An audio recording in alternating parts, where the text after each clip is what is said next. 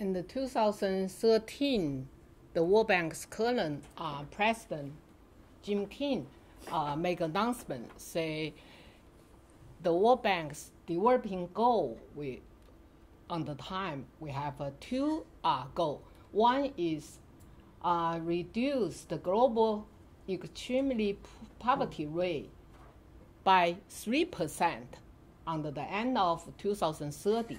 And what we mean extremely poor is, in the past, on that time, 2013, is using the poverty line, $1.25 a day in 2005 PPP purchasing power parity.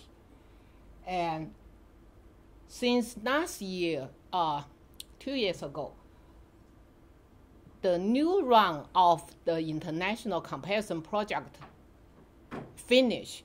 So we use 2011 PPP, and this $1.25 a day in the 2005 purchasing power parity is equivalent to $1.9 a day in the 2011 PPP. So basically, we want to have global aggregate the poverty rate to 3%. And we always say, because if you look at the high-income country like Japan and European country, and you can see under the very bottom, there is some percentage of population, they're always below the poverty line, and this is basically covered by the social safety net for each country. And the second goal is new. This shared prosperity, what that means. So today we just focus on this, and I noticed a lot of colleagues here was in the bank before. So for the poverty, the concept everybody is convenient with, and the shared prosperity is something new.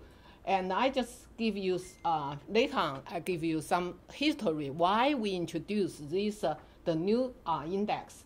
So the shared prosperity is not very clear because we don't have the standard way to tell each country what do you do. But instead, we just have, say, for each country, every country in the world, and try to convince the government to focus on the income, the bottom 40%, the people in the income distribution, and try to promote the income growth for this group of people.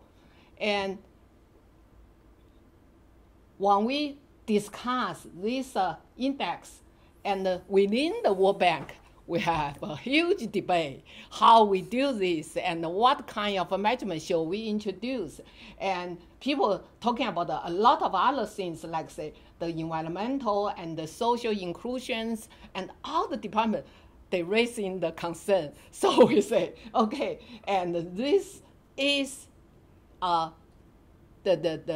just focus on the income growth, but we also try to recognize the sustainable development over time and across the generation. We still need to concern about the other perspective. Okay, so let's go back to the history. In the 1972, the World Bank's annual meeting, and on that time, the bank's president is Mike Lamala. And I think everybody remember him because he is the Minister of and the Secretary of the Defense during the Vietnam War, right? So I always remember. And on the annual meeting, 72's annual meeting, he proposed, say, for the poorest 40% of the citizens, and we need to improve their condition. In fact, because those people's living condition is in fact far worse than the national average. And later on, I will show you for each of the country and what is the situation for the bottom 40% of the population in each developing or the high-income country compared to the national average. And as I said, before we have this, we just go through the literature review and find there's a lot of debate around this topic. And the first one is 74, and on that time, and January is also the bank's the chief economist. And also Sam has wrote something about these bottom people under the bottom of the distribution. And the 1990 World Developing Report on Poverty, we also give, this is quite famous 2.5 step on the developing strategy. And people always compare the 1990 WDR with the 2000 WDR. So these 2 years WDR both focus on the poverty, but the strategy, how we against the poverty, how we reduce the poverty, the strategy is quite different. And in the bank, we always, some people prefer the 90 approach, some people prefer the 2000 approach.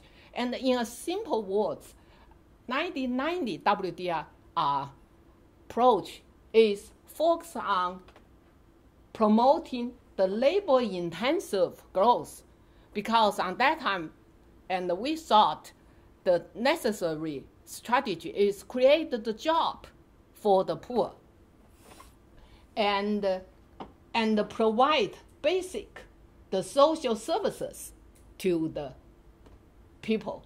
And the half point is the social safety net. Why is that? Because when the bank has done a lot of poverty analysis, poverty assessment on the country level, and we found there's two types of the poverty. One is chronic, so it's a permanent. People stay in the poverty for a long time. And the other one is transient poverty. And so the policy to these two types of poverty should be different.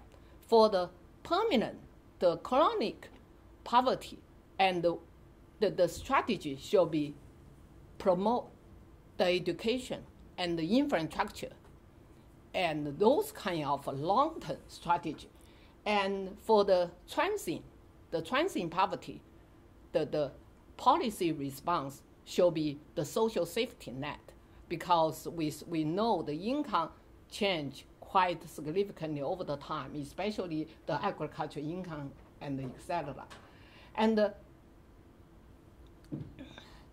2000 the WDR is focusing on the inequality.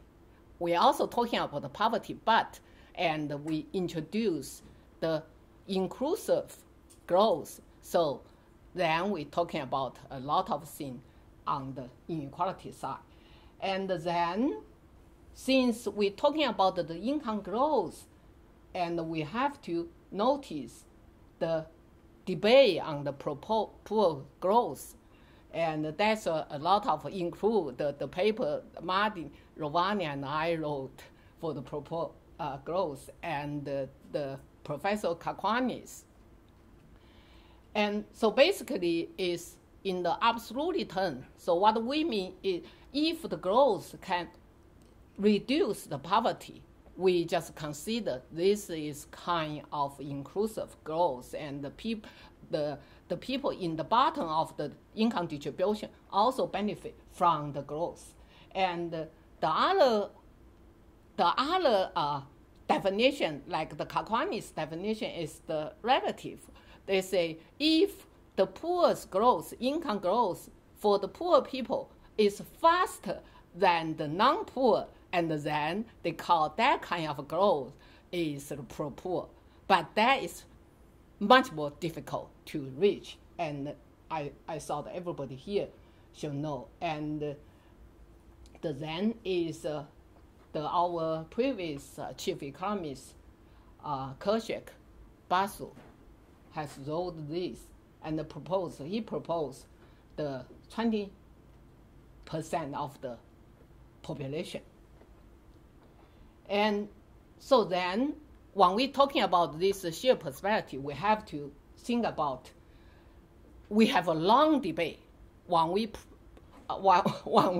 try to choose what kind of measurement we need to introduce on that time.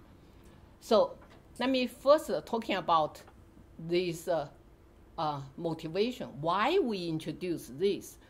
Because when we're talking about absolute poverty rate, so for today, for the whole globally, the poverty rate is about around 10%. So for many high middle income countries, that's almost zero. So the absolute poverty. And then a lot of people in the World Bank just question, we shouldn't have just one developing goal. We consider this middle income country and what is the developing goal for them. So we try to have something. And when you introduce a measurement, you have to first simple. So in the realistically is easy to measure and easy to explain, and then is focus, and then is the property.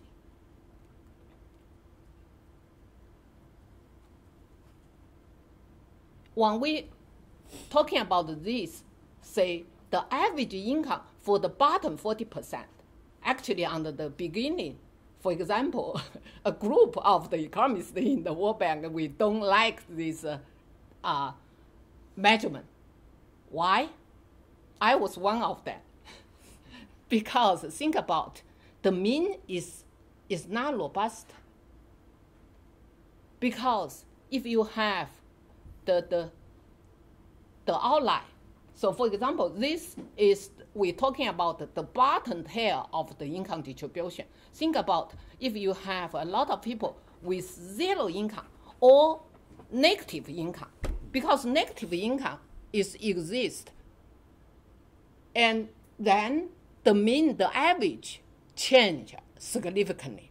So if you think about, instead of the bottom 40% average from the bottom 40%, we use the other measurement, like say for the each percentile for the bottom 40%, then take the average of each of the 40 number, and that is much more robust than this one. However, when we're talking about this, and everybody say, it is very hard to explain to our client country government, what is that? And they say, no, you have to give something easy to understand. So we have a long discussion in the bank, and also we try to have distributional adjusted mean. That means the 1 minus Gini index times this the mean, right? So, and people also against the idea, because the reason is it is hard to explain this to ordinary people, not economists. So we have all of those. But the second thing is how we talk, when we talk to the country, and what we say, this shared prosperity. And we have a debate on this too. Under the beginning, people say, okay, just use Kakwani's definition. If the bottom 40%, the growth rate is higher than the overall average, then you say this is good. And then one of our colleagues give the example, say, for the last 20 years, for example, China, Vietnam, Indonesia, the bottom 40%, the growth rate is lower than the national average. However, for example, China, the average income growth rate is over 8% per year. And the bottom 40% is 6.5% per year. Still is huge. And if you look at some Africa country, and the overall is -3. And the bottom 40% is -1. So you say this -1 is better than that 6.8%.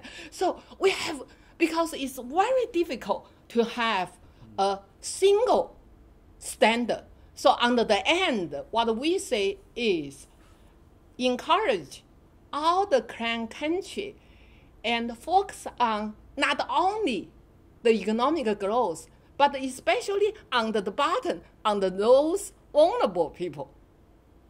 So that is something we are talking about. But however, we have to notice this is a moving target, because no matter how advanced the country's economy is, you still have relatively poor, right? So the bottom 40% will be always there. So this is the moving target.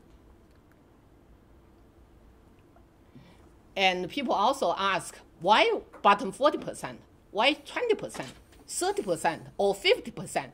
And this true, that's true. And if you visit the banks, we have a website for the poverty monitoring, and which my colleague Shaohua Chen designed, called the Poverty Net. For each country, we are not only give the sheer prosperity, the bottom 40%, the mean income or mean consumption, we give bottom 10%, 20%, 30% until 100%. So because this is the arbitrary choice, we don't have, say, the solid evidence say you have to do this 40%. No. So actually, if you look at, and it's quite different. And I just assuming people knows the Russian preference, right? And I remember he said the inequality only allow when the inequality increase, but the bottom, the poorest, the population still benefit from that kind of change. Okay. Let me give you some very interesting.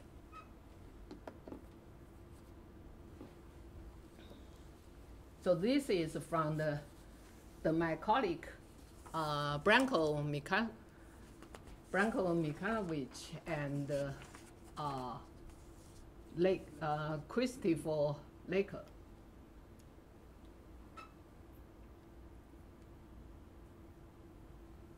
So for each country, this bottom 40% is quite different. So here, this one is 13. So they use 2005 PBP exchange rate. So you convert the local currency into the PBP dollars.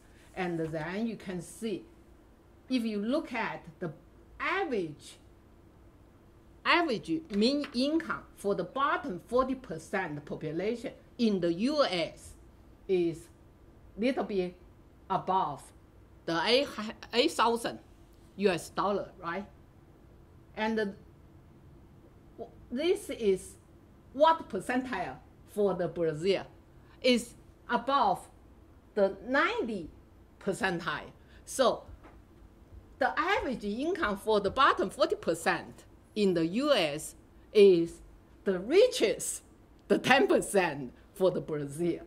And if you look at the Brazil, so this is the mean income for the bottom 40% of the population in Brazil, and which is almost 90% higher in the India. And so basically, this tells between the country and the standard are so different. And this is, we convert the national poverty line into, this is into the 2011 PPP dollars. And we don't have time to talking about the detail about this, the purchasing power parity. That is the whole different section. But the one thing I always, when I give the talk on the poverty measurement or the inequality, but in general, inequality measurement, we don't need to convert the local currency into a common currency. However, when you want to make the international comparison, you have to convert the local currency into the PPP dollar.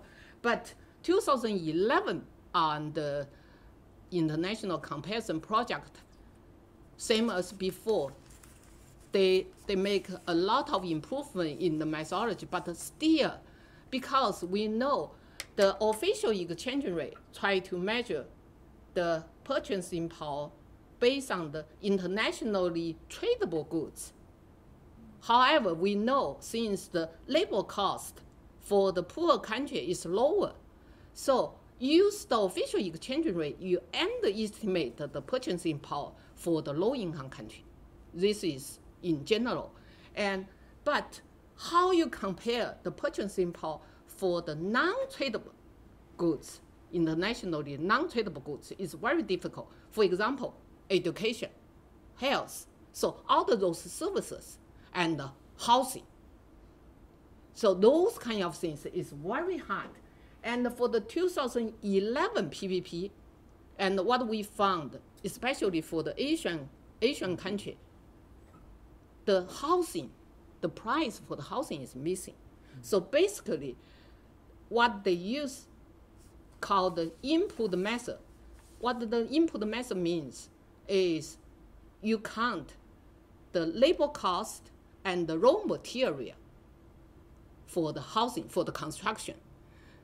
However, the one big fact is missing here is the price of the land.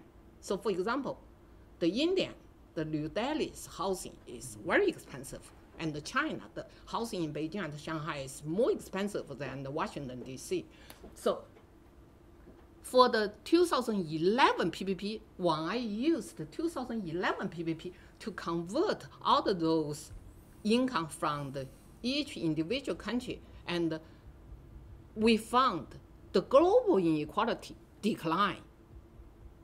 That's why, because use this input method, and the labor cost for the high-income country like Japan, like Sweden, and it's very high. So they use the much higher price for those countries. So then you can see, you heard say China is in the 2017, 2018, we take US as a number one in total GDP. I always question, because if you use this 2011 version of the purchasing power, since we use the low price for the housing, so actually we artificially overestimate the GDP for those low-income and middle-income countries, because the price you use. So when you convert the local currency into the PPP dollars, you divide by the PPP exchange rate, right? So when you have a high price, the amount you got is lower. That's the reason. If if this is true, that's very good news for everybody. But we thought this is not right. Okay, so here is each country's people below their own poverty line, and here you see the Tajikistan have most of the poverty, the national poverty rate, and this is one of the reasons I always say this is because the PPP exchange rate, and also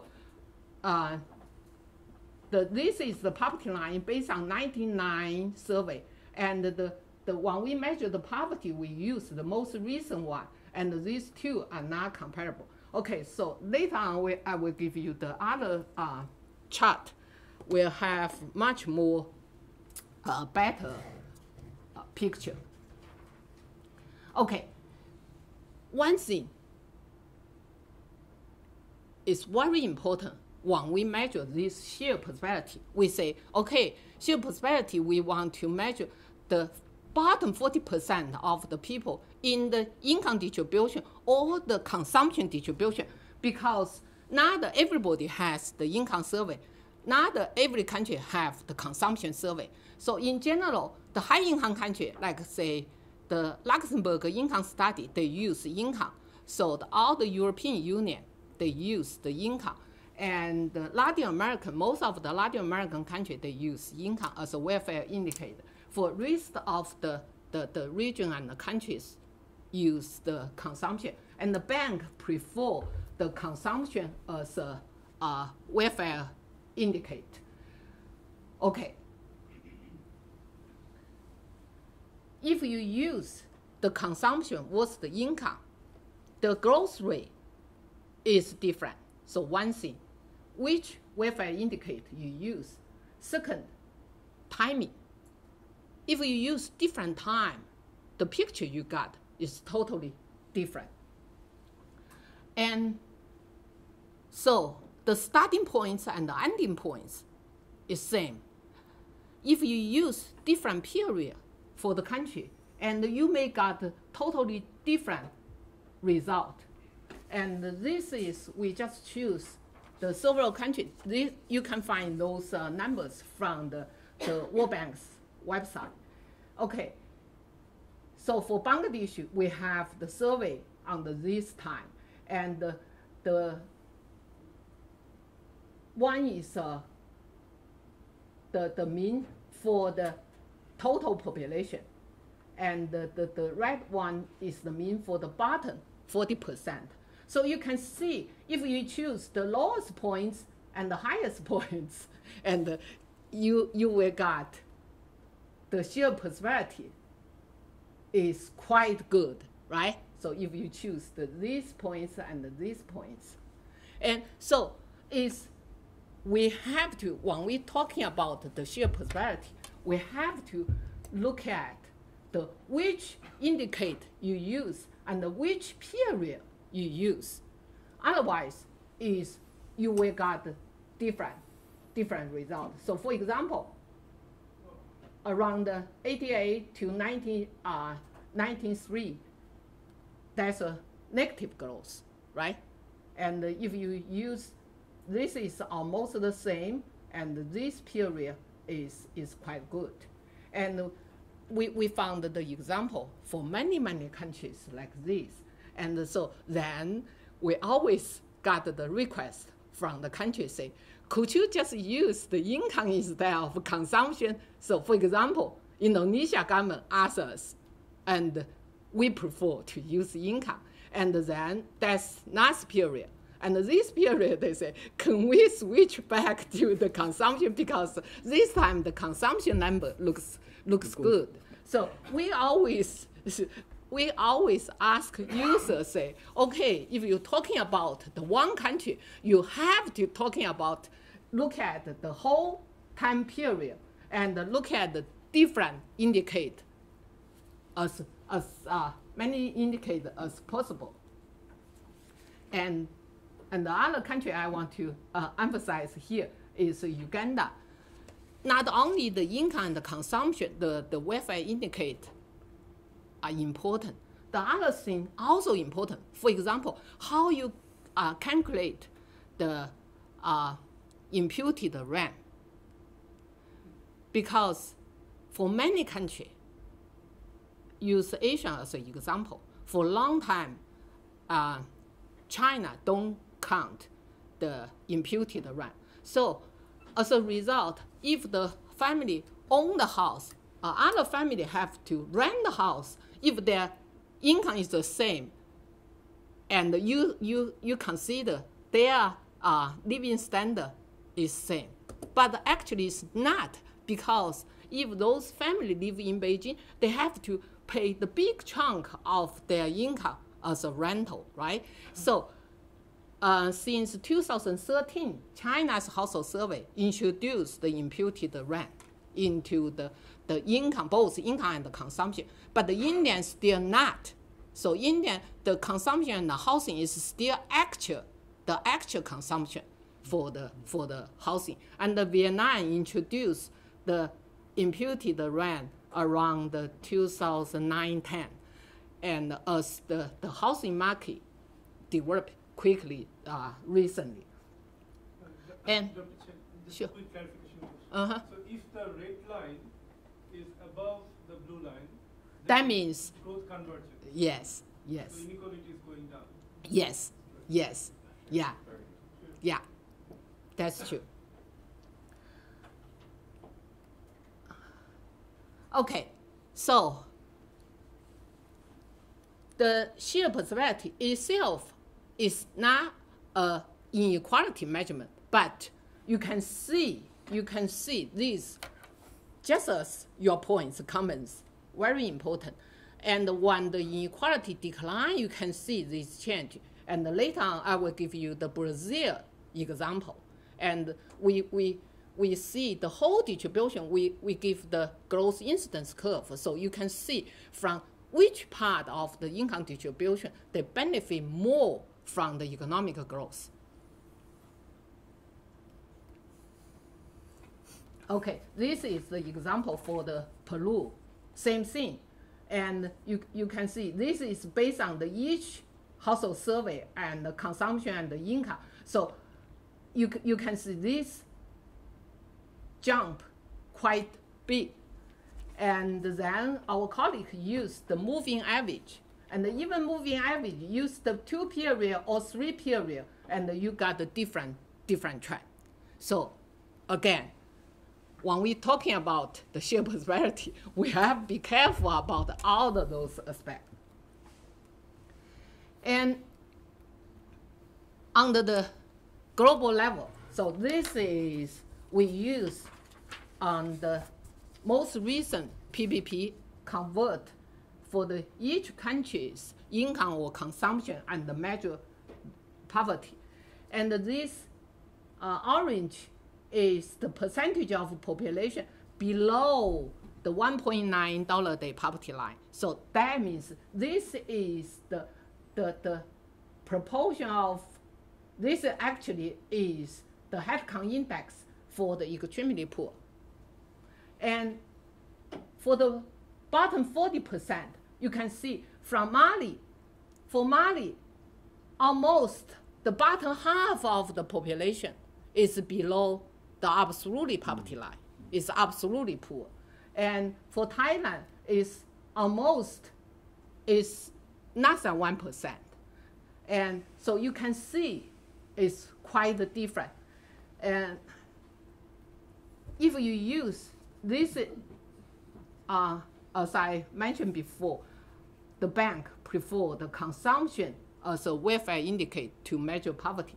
And if you use income, you can see there's a difference between the income and the consumption. For example, China, if you use income and the poverty rate is much lower. So you will get the blue line much bigger. And since I give the presentation in Japan, so I also look at for Japan. Japan is a high income country. And so it's about 1% of the people less than the $6 a day. So based on the OECD's poverty line, the poverty line for Japan is about $16 a day. And the Japanese poverty rate for this relative poverty line is about 15% or 13%, I forgot. And only 4% of the people which income less than $10 a day.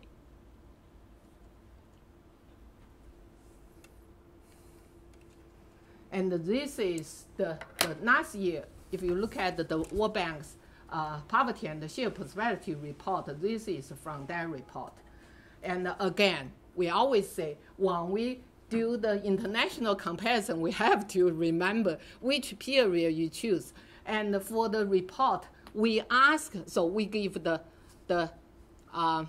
like say, 2005 to 2010, but it's minus and plus 2 years.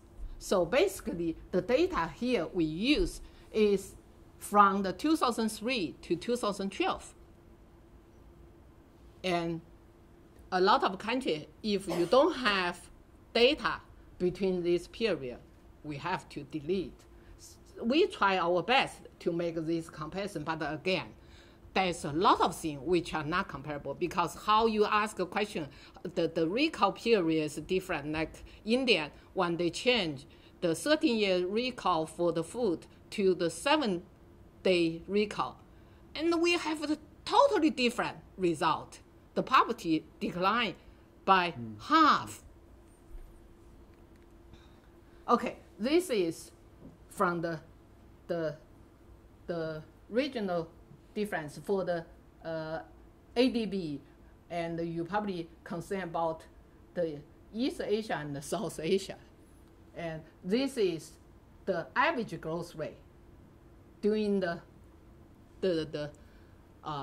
2000 to 2010, and that is the growth rate for all the regions and the aggregate number.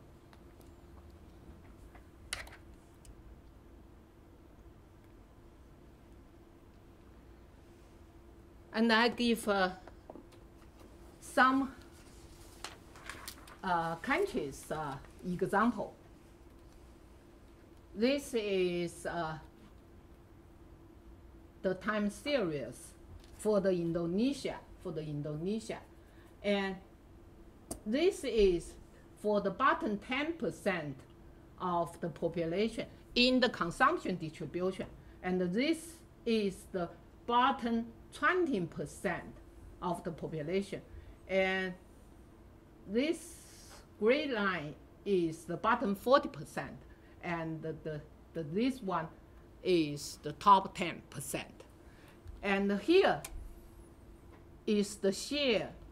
Okay, so what this means is in the 93, 92, and in the Indonesia, bottom 10% of the population has about 6.5% of the total consumption.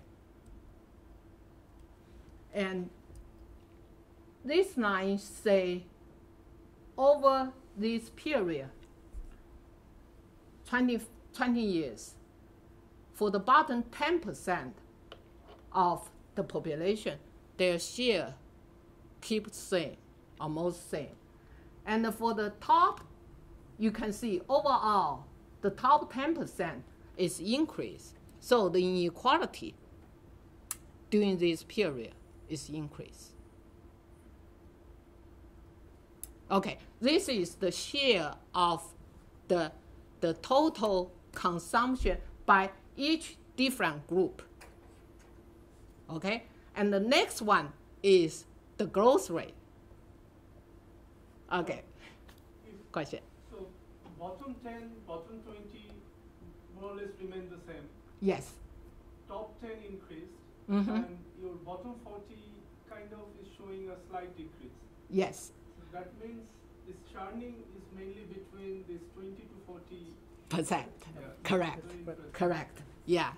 Yeah, because I cannot give the more curve here, and but if you if you're working on some special country you are interested, you can look at this. You will get a very interesting result. Look at those things. Okay, so this is the annual growth rate. Again, the blue line is the bottom 40% because we're talking about the sheer prosperity. So this is the bottom 40%. And this one is the top 10%. And the gray one is the total population. Total is the average. And actually, for the consumption is better because we don't have negative. We don't have zero because if you want to survive, no matter how low this number can go, but they never be zero, right? And when we have the income, we have to be very careful because I found several examples for the Latin American country, and I found some country, wow, the sheer prosperity for some period, it goes to the 20 or 30%. And then we look at the survey, the individual record data. What we found is in the previous year, they have a labor force survey. So they have a lot of zero.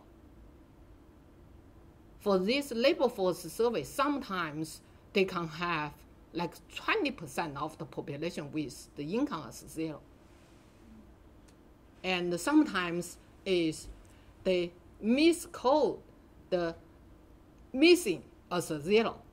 And then when they improve the survey second time, and so think about the 1 year you have 5% zero income, and the next time, next period, you only have 2% of the zero income.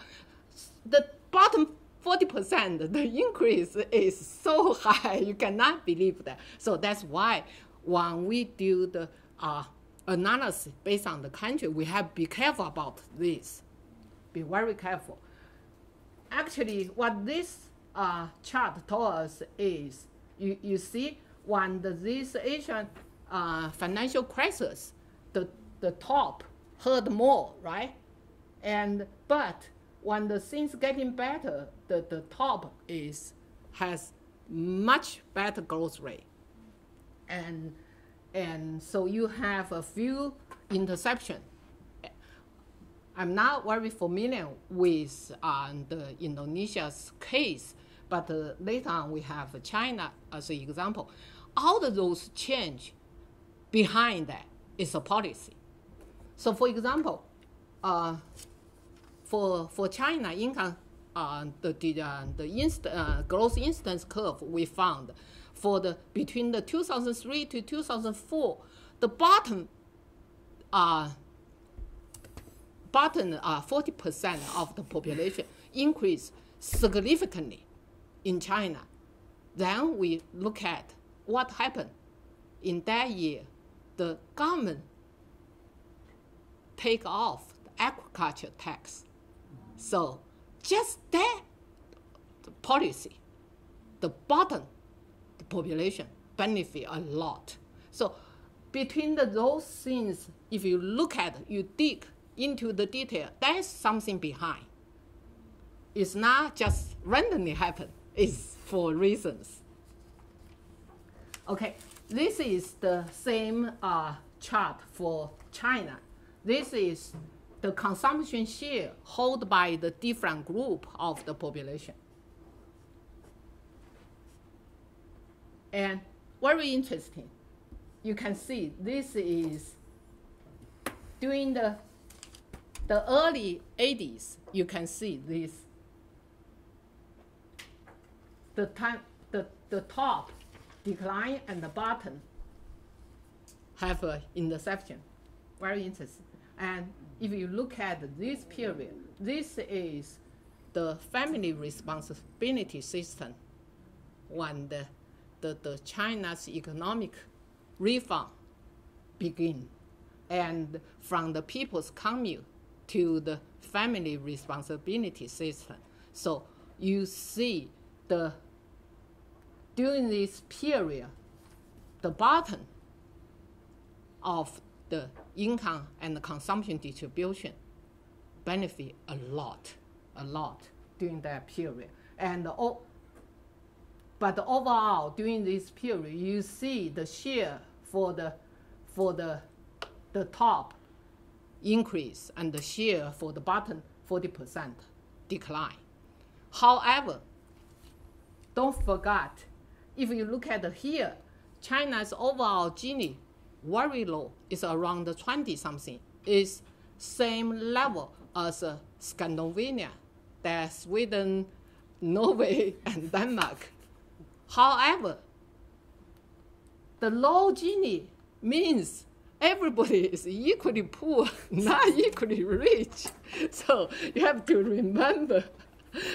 So equity, if it's the rich and everybody benefit from that, but and like North Korea, if we never have the data for that, but I'm sure their Gini probably very low, but everybody is equally poor.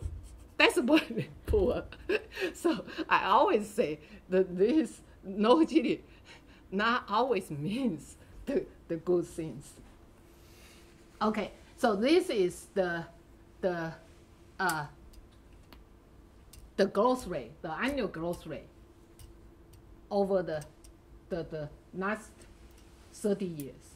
And again, you can see for the bottom, and in the early 80s, that's very, very significant benefit from that period. Okay, we always call the banks two developing goals as a twin goal because they link to each other.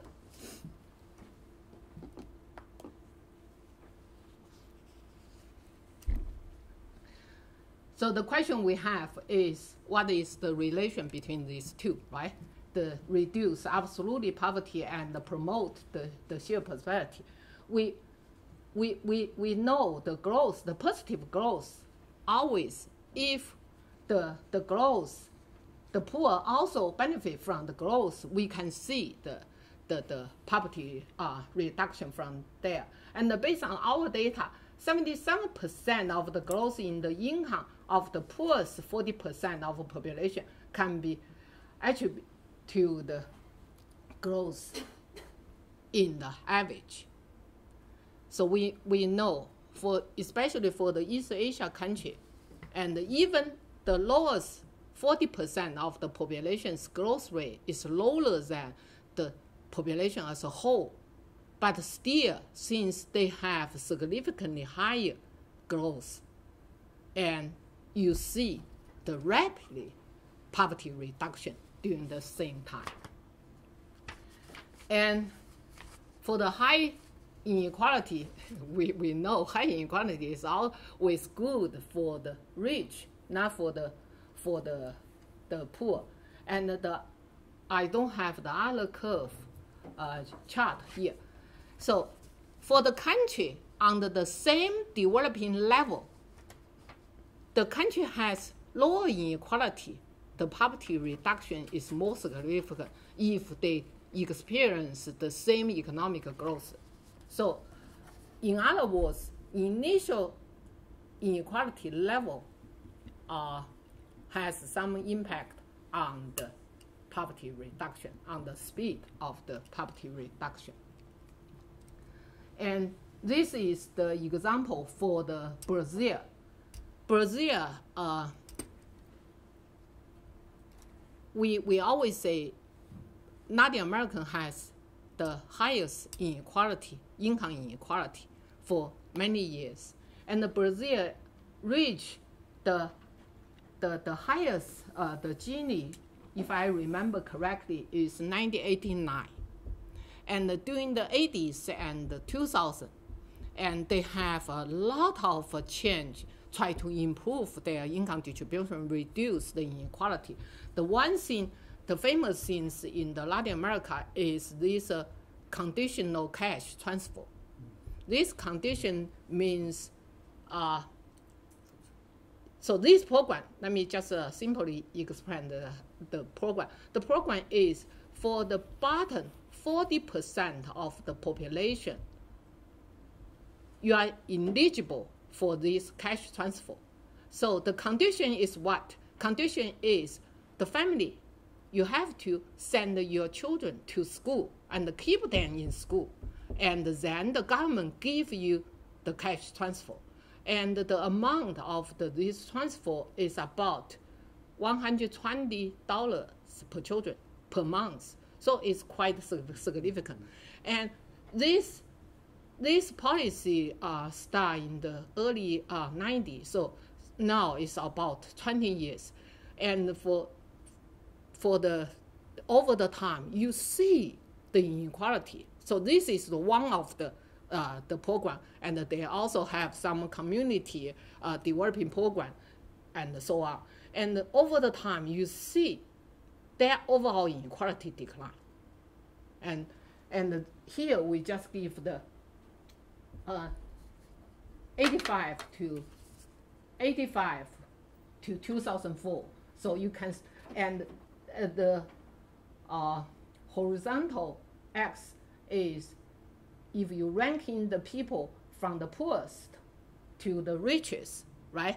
So this, and the growth rate for the people, and for the poorest still negative, but from the like say 8% and become positive, and for the very rich is still negative. And this one is 1903 to 2004. Okay, this is a period you can see is pro-poor. This growth is pro-poor. Why? Because for the very poor, they have the highest the growth rate, right? So for that period. And then we think about China, India. Over the same period, the inequality increase. So then we ask if the China and the India have the improve their distribution in the same way as Brazil did, and what happened to poverty. So this is very simple. You just apply the growth rate for each percentile to the China's income distribution and the India's distribution to see what happened to the poverty. So again, here, for 10%, the bottom 10%, the Brazil, the growth rate, the annual growth rate is up over 7%. And the China, you see, still very high, even for the poor, you have a very high growth rate, and reach the mode for the 80. This is the period from the 2003 to 2009, and if you look at the period before this, that's total different story for China.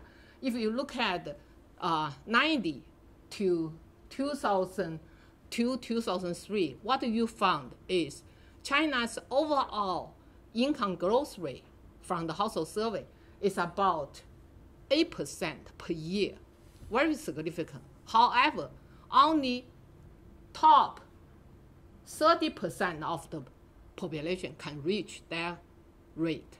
And if you look at the median for the 50%, the growth rate is about 6%. So in other words, during that period, the inequality increases significantly.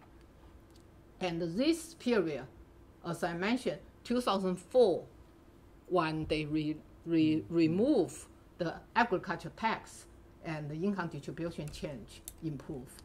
Okay, so if you assuming China's income distribution improve as Brazil did, then in the 2009, this is the actual poverty rate, and this is the simulation. If China has improved that distribution, and then they will remove 20 more million of the poor from the poverty. And the same thing, this is the growth incidence curve for Brazil compared to India. And for a long time, we found one thing I want to mention. All the growth rate here is from the household survey. It's based on the household survey, not from the national count. Because if you look at the national count, it's quite different feature. For example, India, for a long time, you see the GDP growth rate for India is about 4-5% per year. However, we never see this from the household survey for many years. From the household survey, the average growth rate is about 0.9, so it's about 1% per year. That's what we got from the household survey. However, 2011 and 12 NSS, Indians household survey, that is only period. So from the 2009-10 to 2011-12, that is only period. And the Indians household survey growth rate is higher than the national count. However, I don't know because we asked for the most recent one, the 2014-15, and the Indian government don't agree to give the World Bank their new data, so we don't know. But 2011 and 12, that's the high growth from the household survey. Okay, so look at the same. Indians' growth rate is about, for the people around 5% to about 90%, they have something 2 point some the growth rate.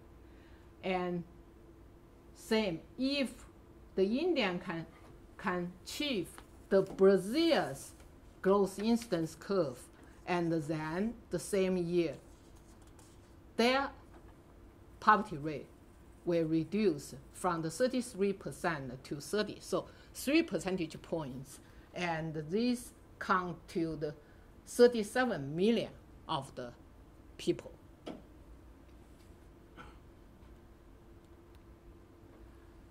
Okay. I'm on time. I'm on time. Okay. So basically what we say is we introduce this sheer prosperity measurement, and our purpose is we have count not only because in the past we're talking about the absolute poverty, or we're talking about the growth. And the growth we're talking about is always GDP growth, the overall growth. And this is the time we introduce the bottom 40%, the growth rate. And this we give the focus on the vulnerable group of the people in each country. And as I mentioned in the several slides, when we're talking about the sheer prosperity, we have to be careful how we interpret the result, because this the growth rate is based on the welfare indicator you use, and the time period you choose, and how you measure your the consumption and the income aggregate, and etc. So be careful when we interpret our result. Thank you.